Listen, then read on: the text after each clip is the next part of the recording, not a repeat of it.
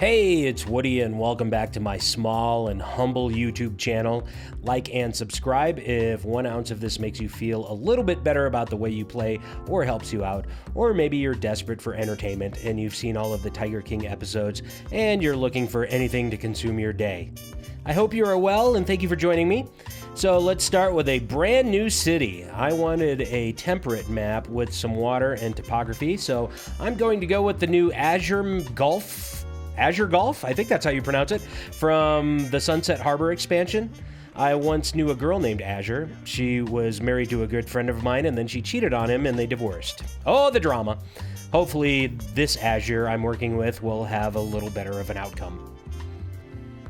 So I'm going to play with unlimited money. Believe it or not, I have never played the traditional mayor game where you start with a pile of cash and work your way up to unlocking achievements. I've never had the patience for that because I'm extremely creative and I just like to go full-on sandbox. Gonna buy a bunch of tiles and turn this into a 9-tile city. I'm also going to check the resources map, and it looks like I've got all the basics. Checking the resources map in advance is very important, especially if you're playing with industries, because it can dictate where everything goes. Going to start off like I do on every map and delete all of the trees. If you didn't know, there is a limited amount of trees, and I love trees, and I've actually reached the limit before, and it's very disappointing when you run out. So by dozing all of the trees in advance, I eliminate one less worry. I would say that trees and fences are the two most important assets that I use to beautify a city. I've always loved that the devs at Paradox include extra assets into the map, like this abandoned warehouse. I want to preserve that and make it part of the city. Next, I'm going to start landscaping the map with the terraforming tools. I always start at the shoreline and work my way towards the higher elevation. My goal is to keep some of the natural topography because it adds to the uniqueness of the map. I've heard console players complain before about the inability to download custom maps. Well, if you play with unlimited money, you can make your own. Then I'm going to bulldoze most of the existing roads and rail lines. I want to design my own personal layout. By the way, if you didn't know, new feature, you can use the D-pad to expand the bulldozing bubble to doze a larger area. Wouldn't it be great to have this in real life? Think about how many bad memories and relationships you could eliminate forever. But you have to be very careful with this because it's a lot easier to doze something that you love.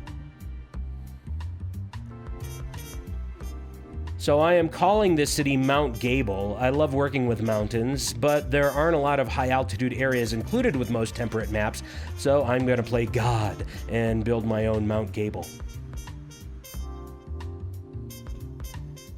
Here's what the map looks like. Primary industry is going to go to the left with the seaside industrial port, and the middle will be reserved for my downtown and small industry and residential in the outlying areas. It's always good to have a plan in place before you start building.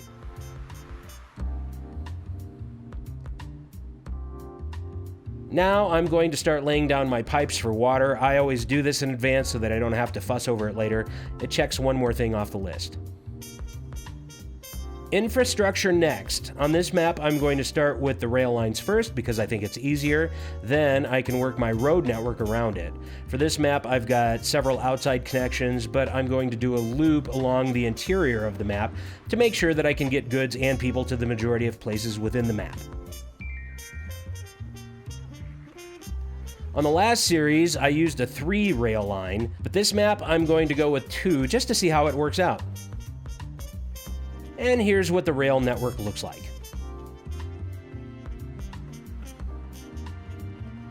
Time for the road network. I always start with a single one-way road and loop my way around.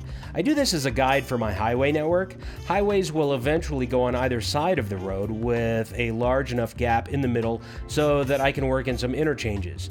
You can really paint yourself into a corner with interchanges if you don't leave yourself some space. After the single road is down, I plot my highways on either side of it. This whole process usually takes me a few hours, so this is a good stopping point for this episode. Tune in next time as we start working on some new interchanges, and we find out if Carol Baskin really did feed her husband to the tigers, a Tiger King reference if you have not watched the Netflix special, and if you haven't, I would highly suggest you do so. It's very entertaining. Hey, thank you so much for watching. Take care of yourself, be healthy, and I'll see you in a few days.